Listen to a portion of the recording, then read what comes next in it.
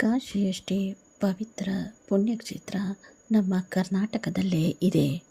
ಇದು ದಕ್ಷಿಣ ಕಾಶಿ ಎಂದೇ ಕರೆಯಲ್ಪಡುವ ಕ್ಷೇತ್ರ. ಈ ಕ್ಷೇತ್ರದ ಹೆಸರು 3 ನದಿಗಳ ಸಂಗಮವನ್ನು ಸೂಚಿಸುವ ಜೊತೆಗೆ ಇಲ್ಲಿ ನೆಲೆಸಿರುವ ನರಸಿಂಹಸ್ವಾಮಿಯ ಹೆಸರು ಒಳಗೊಂಡಿರುವುದು ಈ ಪುಣ್ಯಭೂಮಿಯ ವಿಶೇಷ. ಈಗ ನಿಮಗೂ ಈ ಕ್ಷೇತ್ರದ ಬಗ್ಗೆ ತಿಳಿದಿರಬಹುದು.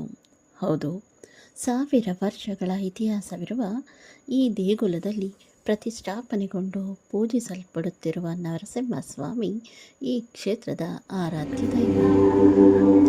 ಕಪಿಲ, ಕಾವೇರಿ ಮತ್ತು ಸ್ಫಟಿಕ ನದಿಗಳ ಸಂಗಮವಾಗುವ ತಿರುಮಕೂಡಲಿನ ದಡದಲ್ಲಿ ಗುಲಗಂಜಿ ಹಿಡಿದು ನೆಲೆಸಿರುವ ಕುಂಜ ನರಸಿಂಹಸ್ವಾಮಿಯ ದರ್ಶನಾಶೀರ್ವಾದದಿಂದ ಕಾಶಿಗೆ ಹೋಗಿ ಗಳಿಸುವ ಪುಣ್ಯಕ್ಕಿಂತ 1 ಗಲಗಂಜಿ ಹೆಚ್ಚಿನ ಪುಣ್ಯವೇ ಪ್ರಾಪ್ತಿಯಾಗುತ್ತದೆ ಎಂಬ ನಂಬಿಕೆ ಅನಾದಿ ಕಾಲದಿಂದಲೂ ಬಂದಿದೆ. ಮೈಸೂರು ಜಿಲ್ಲೆಯ ಟಿ. ನರಸೀಪುರ ಈ ಹೆಗ್ಗಳಿಕೆ ಪಡೆದ ಧಾರ್ಮಿಕ ಐತಿಹಾಸಿಕ ಹಿನ್ನೆಲೆಯ ಕ್ಷೇತ್ರ. ಇದರ ಮೂಲ ಹೆಸರು ತಿರುಮಕೂಡಲು ನರಸೀಪುರ. ಕಾವೇರಿ, ಕಪಿಲ, ಗುಪ್ತಗಾಮಿನಿಯಾಗಿರುವ ಸ್ಫಟಿಕ ನದಿಗಳು ಸೇರುವಲ್ಲಿನ ಪವಿತ್ರ ನೀರಲ್ಲಿ ಮಿಂದು ಅಥವಾ ಪ್ರೋಕ್ಷಣೆ ಮಾಡಿಕೊಳ್ಳುವುದು ಪ್ರತೀತಿ. ಹುತ್ತದಲ್ಲಿದ್ದ ನರಸಿಂಹಸ್ವಾಮಿಯ ಕಪ್ಪು ಶಿಲೆಯ ವಿಗ್ರಹ ಮತ್ತು ನಿಧಿ ಇರುವ ಬಗ್ಗೆ ಅಗಸನಿಗೆ ಪ್ರೇರಣೆಯಾಗಿ ಆತನೇ ವಿಗ್ರಹ ಪ್ರತಿಷ್ಠಾಪಿಸಿ ದೇವಾಲಯವನ್ನು ನಿರ್ಮಿಸಿದನು.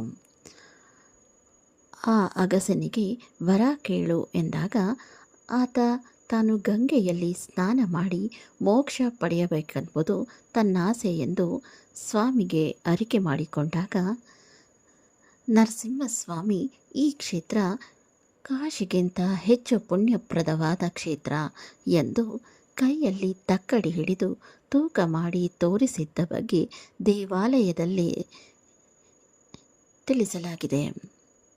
ಕಾಶಿಯಲ್ಲಿ ವಟವೃಕ್ಷವಿದ್ದಂತೆ ಇಲ್ಲಿ ಬ್ರಹ್ಮಾಶ್ವತ್ಥ, ಕಾಶಿಯಲ್ಲಿ ವಿಶ್ವೇಶ್ವರ ಇದ್ದಂತೆ ಇಲ್ಲಿ ಅಗಸ್ತೇಶ್ವರ, ಕಾಶಿಯಲ್ಲಿ ಬಿಂದು ಮಾಧವ ಇದ್ದಂತೆ ಇಲ್ಲಿ ಲಕ್ಷ್ಮೀ ನರಸಿಂಹ ನೆಲೆಸಿದ್ದು, ಎಲ್ಲರೂ ಪಾಪ ಕಳೆಯಲು ಗಂಗೆಗೆ ಹೋಗಿ ಸ್ನಾನ ಮಾಡಿದರೆ ಗಂಗೆಯೇ ಕಾವೇರಿಯಲ್ಲಿ ಐಕ್ಯಳಾಗುತ್ತಾಳೆ